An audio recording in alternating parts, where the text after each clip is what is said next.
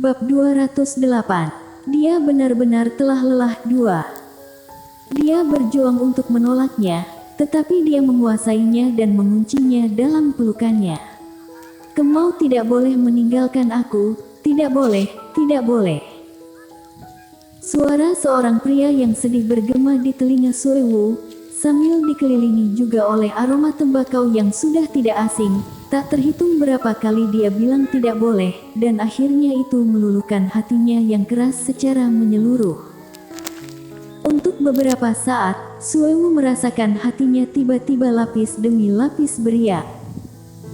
Jari-jari ramping Gerisu menyentuh dagunya kemudian dengan lembut mengangkatnya untuk membuat dia menatapnya. Wajah tampan Gerisu memenuhi matanya. Kedua bola matanya yang berwarna hitam gelap memiliki pesona yang aneh, cukup untuk membuat orang lain terperangkap dimanja olehnya. Dia berkata pelan, "Aku akan selalu punya cara. Kau tidak boleh meninggalkanku." Suewu membuka lebar-lebar kedua bola matanya, tetapi ekspresinya tampak kosong dan kebingungan. Cara seperti apa yang dia maksud? Pikiran Suewu sekarang sangat bingung dan terkejut, akan selalu ada acara. Selalu, haruskah dia percaya padanya? Suewu, Gerisu memanggil namanya begitu lembut, sangat lembut sampai membuat hatinya sedih. Matanya panas, tetes air mata telah memenuhi matanya, dan hampir keluar dari matanya.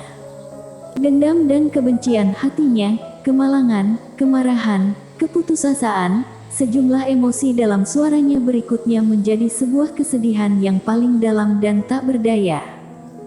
"Kamu tidur sana," ujarnya.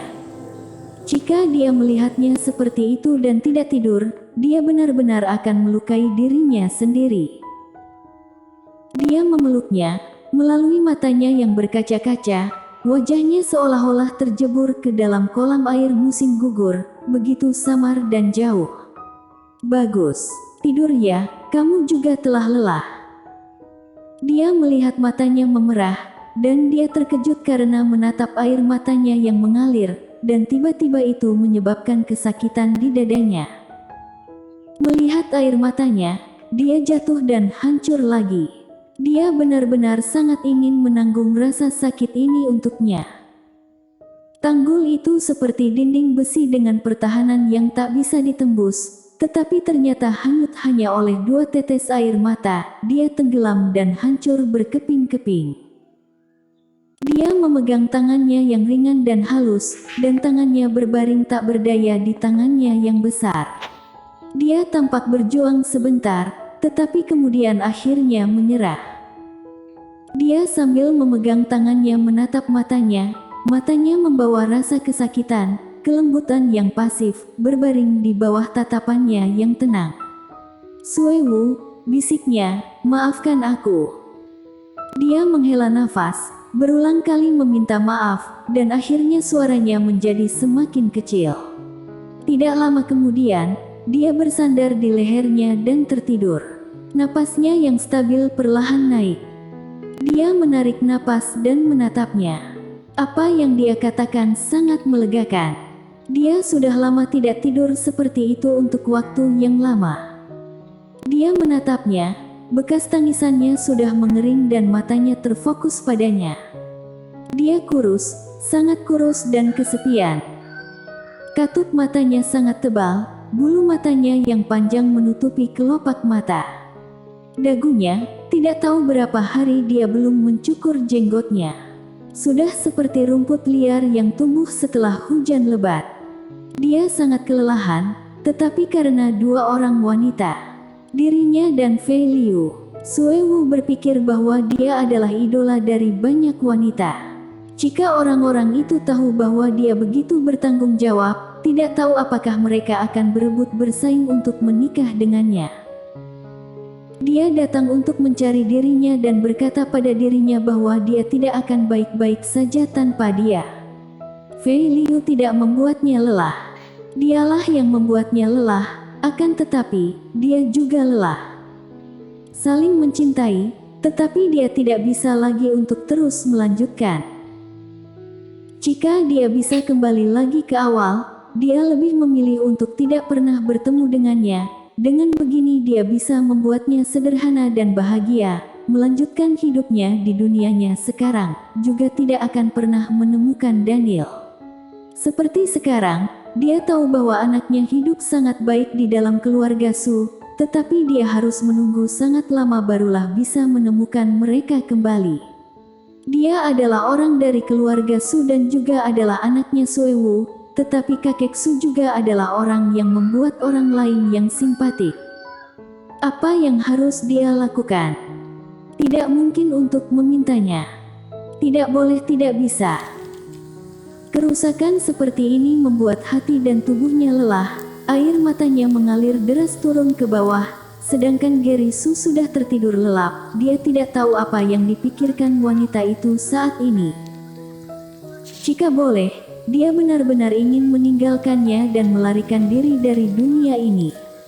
Bahkan jika ada siapapun yang mengatakan dia adalah burung unta di mana dia akan bersembunyi ketika menghadapi sesuatu masalah, dia tidak akan peduli sedikit pun. Kediaman Su. Jackie Wu dan kakek Su sedang duduk di sofa. Dia sudah lama menatap kakek Su. Matanya tidak berkedip, saling menatap seperti ini, bola matanya akhirnya pegal juga. Akhirnya, dia tidak bisa menahan diri lagi untuk bertanya, "Kakek, apakah kakek sudah berubah pikiran?" "Anak kecil, kamu belum menang dariku." Mata Charles Su masih belum berkedip. "Kakek, apa kamu tidak bosan? Tidakkah kamu pikir kekanak-kanakan bersamaku memainkan permainan paling lama?" Menatap tanpa berkedip. Jackie Wu berkata tidak sopan padanya, dia sama sekali tidak mau mengakui kekalahannya.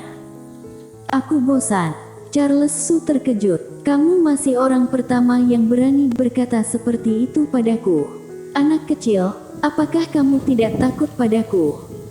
Benar-benar kasihan Paman Su. Daniel sungguh kasihan. Jackie Wu berkata sambil menghela nafas dan membuat ekspresi yang sangat menyesal. Charles Su tak mengerti dan menaikkan alisnya. Meskipun dia tahu ini adalah jebakannya Jackie Wu, tetapi tetap saja menarik rasa ingin tahunya. "Kasihan apa? Cepat katakan, aku mau mendengarkannya." "Kakek, emosimu sangat aneh, bagaimana mereka bisa tahan denganmu? Kakek, kau begini sungguh kasihan." Charles Su mencibir cemburut, tidak sedikit pun takut padanya. Ketika dia melihat Charles Su hendak marah, dia langsung berkata, "Lihat, tidak mau dikritik orang lain. Guru bilang bahwa orang yang tidak bisa mengetahui kesalahan sendiri bukanlah anak yang baik." Dia menganggap kakek tua ini seperti anak kecil. "Kakek tua, kamu belum memberitahuku, apakah kamu telah berubah pikiran?" Jackie Wu sambil bicara turun dari sofa, berjalan ke arah Charles Su dan berdiri di depannya. Mata Charles Su berkedip, menatap matanya Charles Su, sedikit marah. "Untuk apa kamu berdiri begitu dekat? Apakah kamu tidak takut aku marah? Kemarahanku bisa membakar orang sampai mati. Aku juga bisa marah, ya. Aku tidak takut padamu. Jika kakek bosan, maka marah saja. Aku akan menemanimu dan berjanji untuk tidak melawan. Aku akan berbicara setelah marahmu selesai. Seperti ini, oke?" Jackie Wu berdiskusi, sama sekali tidak takut pada kakek ini. Dia sudah bilang begitu, apakah dia masih bisa marah? Beberapa pelayan dan pengawal semuanya bengong, mereka menyaksikan anak itu berdiri di samping kakek. Kapan terakhir kali ada orang yang berdiri sangat dekat dengan kakek dalam beberapa tahun terakhir ini? Anak ini benar-benar memiliki keberanian. Dia beberapa kali lipat lebih berani dari Daniel. "Kakek, tidak boleh berbohong." Jackie Wu tersenyum padanya. "Bukankah kamu ingin momiku menikah dengan Paman Su?" Hatinya tertegun, Charles Su terkejut. Apakah anak ini benar-benar baru berusia 6 tahun? "Dari mana kamu lihat bahwa aku ingin seperti itu?" "Kakek, tadi ketika kita melewati toko pakaian pengantin sekarang, kakek sedang melihat gaun dari toko gaun pengantin. Kalau bukan ingin Paman Su menikah, untuk apa kakek melihat gaun pengantin itu? Jangan-jangan kakek yang ingin menikah. Jika bukan untuk pernikahan Paman Su dan momiku, untuk apa kamu membuat aku datang? Selain itu, kakek, berbohong adalah gosip. Kakek adalah CEO dari tempat momi bekerja. Dia telah memberitahu aku malam ini. Jaki Wu menceramahinya dengan sabar. Kakek, apakah kamu benar-benar ingin Paman Su menikahi momiku? Tapi bukankah kakek selalu menentangnya? Charles Su mengangkat alisnya. Apa benar-benar kelihatan jelas ya? Ya begitulah. Jaki Wu tertawa. Pada saat ini, Charles Su entah mengapa berpikir bahwa anak ini tertawa seperti rubah kecil. Sungguh bisa dibandingkan dengan Charlie Ji yang memiliki muka seperti rubah yang tertawa. Momi seharusnya senangkan. Aku akan membiarkan dia menikah ke keluarga kita, begitu juga dengan kamu anak kecil. Kakek, sepertinya Momi sudah lama tidak bertemu Paman Su. Tidakkah menurutmu itu aneh? Iyakah? Charles Su mengerutkan kening. Ini saja kamu tidak tahu, kakek, kamu terlalu bodoh. Aku naik ke atas untuk berbicara dengan Daniel. Dia pasti akan sangat senang. Jaki Wu berniat memberitahu Daniel mengenai kabar baik ini, tetapi pada saat bersamaan dia merasa sedikit khawatir. Kakek, apakah kamu akan menjahati momiku? Ketika dia menaiki tangga, dia berbalik kemudian bertanya. Momimu punya putra yang hebat sepertimu, apa mungkin aku berani? Kakek, benar-benar takut pada bocah sepertimu. Charles Su berdiri, wajahnya sedikit mengerikan. Apakah dia begitu menakutkan? Charles Su melihat sosok Jaki Wu yang berlari ke atas, kemudian sambil mengelus janggutnya dia tersenyum. Daniel di masa depan punya saudara seperti Jaki Wu juga adalah hal yang sangat baik. Gary Su juga serius dengan wanita ini. Bagaimana mungkin dia tidak melihat bahwa dia adalah seorang ayah? Adapun identitas Sui Wu, kakek Su memiliki 10.000 cara untuk mengalihkan media. Selama bertahun-tahun, Charles Su sejak awal sudah menerima kondisinya. Bersambung.